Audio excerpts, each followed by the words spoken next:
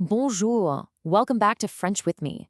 In today's explainer, we're diving into a fantastic guide to help you tackle what honestly feels like a huge linguistic brick wall for a lot of learners. So you've been studying French, you're feeling pretty good about your progress, and you finally pick up a classic French novel, or maybe a fairy tale. But suddenly, you hit it. You see bizarre verbs like il parla or il vécurent, and you just think, wait a minute, what tense is this? Have I learned literally nothing? Well, do not panic. Today, we are going to completely demystify this incredibly intimidating tense, le passé simple.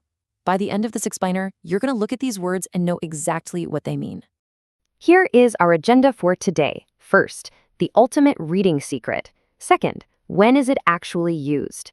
Third, the four ending families. Fourth, two irregular king verbs. Fifth, decoding a fairy tale. And finally, your next reading challenge. Okay, let's jump right into section 1, the ultimate reading secret. So, let's acknowledge it right up front, because we have all been there. You open up a beautiful French edition of Victor Hugo, or, even just Little Red Riding Hood, and the verbs just look entirely alien to you. They don't look like the present tense, they definitely don't look like the imperfect, they honestly look like a secret code designed to keep you out. But here is exactly why you absolutely do not need to panic. This right here brilliantly illustrates the ultimate secret. You do not need to speak or write this tense in your daily life. Like, ever.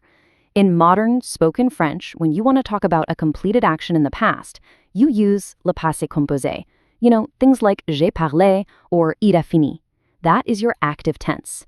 Le passé simple, on the other hand, is the sophisticated literary equivalent. It is strictly a recognition-only tense. Your one and only job is to recognize it when you read it. You don't have to memorize how to conjugate it on the fly while you're ordering a croissant. You just need to be able to spot it on the page. Moving on to section 2, when is it actually used? You are going to see le passé simple almost exclusively in the written word. It's used to mark actions that are completely finished with a very clear beginning and end, and they are completely disconnected from the present moment. You're going to see it in classic literature and novels. You'll see it the second you read a fairy tale that starts with il était une fois, which means once upon a time. You'll find it in historical accounts, essays, and sometimes in very formal written news reports. As grammar guides always tell us, it puts the action at the very forefront of the narrative. It's basically the engine that drives a written story forward.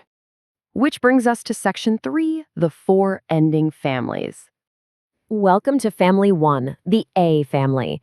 This is used for your standard ER verbs, which makes up the vast majority of verbs in French, like parler, aimer, manger. The absolute ultimate giveaway for this family is the letter A right there in the ending. If you see a verb root that you kind of recognize, and it's followed by an A, you are more than likely looking at the past simple. Let's look at the actual pattern using the verb aimer, to love. So we have j'aimais, tu aimas, il aima, nous aimâmes, vous aimâtes, ils aimèrent. Now, a quick tip. Don't get bogged down in the nous and vous forms with those little circumflex hats. They are incredibly rare. Because this is essentially a storytelling tense, you really only need to laser focus on the third person forms. Spotting il aima, he loved, or ils aimèrent, they loved, is your golden ticket. See that A? Boom, you've decoded it. Now, welcome to family 2, the I family. This one is used for regular IR and RE verbs, plus a whole bunch of irregulars. But just like the last family, we are relying completely on pattern recognition here, not rote memorization. This time around, you are hunting for the defining letter I. This operates exactly like the A family, we're just swapping the vowel.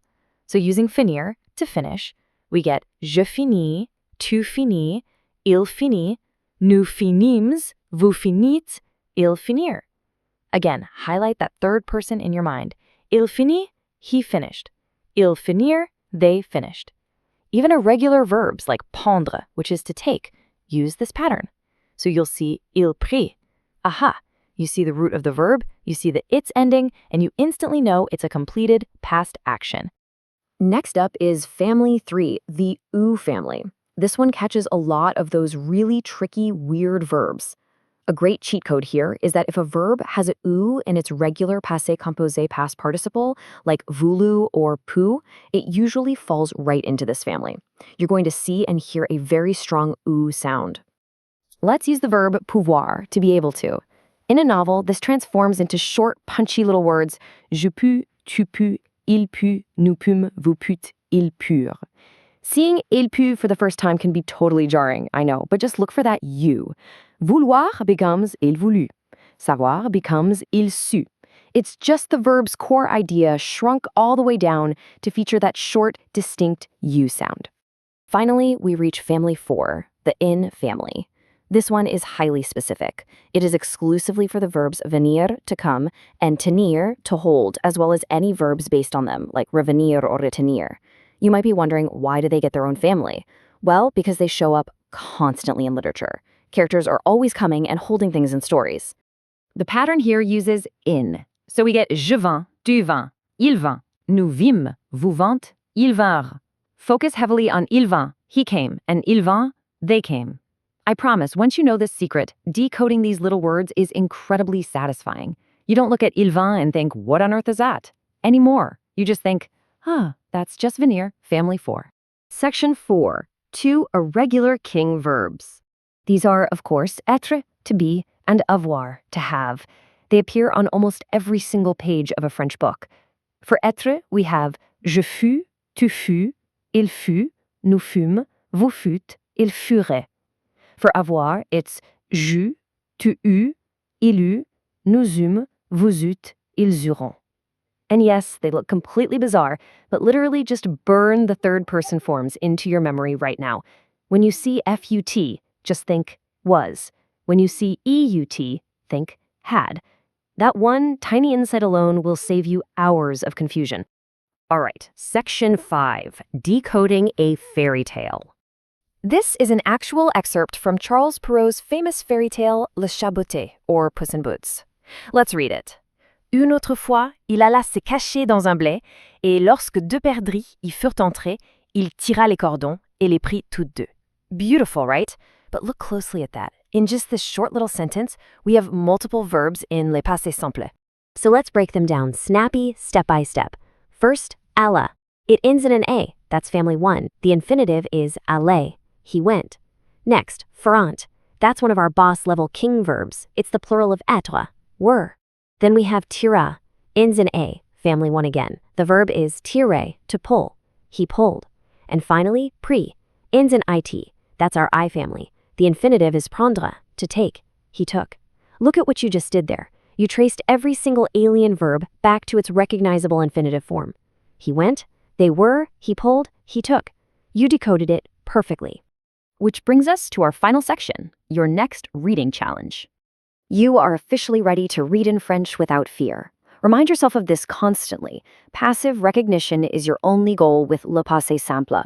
You do not have to write it, and you certainly don't have to speak it. You just have to spot the es, the is, the us, the ins, and our 2 king verbs. It is no longer an obstacle. It's actually your secret weapon to enjoying incredible French stories exactly as they were written. Okay, so I want to test your newfound knowledge. If you found this masterclass helpful, please subscribe to French with me so we can keep making great explainers like this one. Now, here's your homework. Can you convert the regular ER verb manger, to eat, for the pronoun il, he, into le passé simple? Remember your ending families. Drop your answer in the comments below. And the next time you hold a classic French novel in your hands, ask yourself, what other secret worlds are locked away behind a language barrier, just waiting for you to find the key? Keep reading, and I'll see you in the next explainer.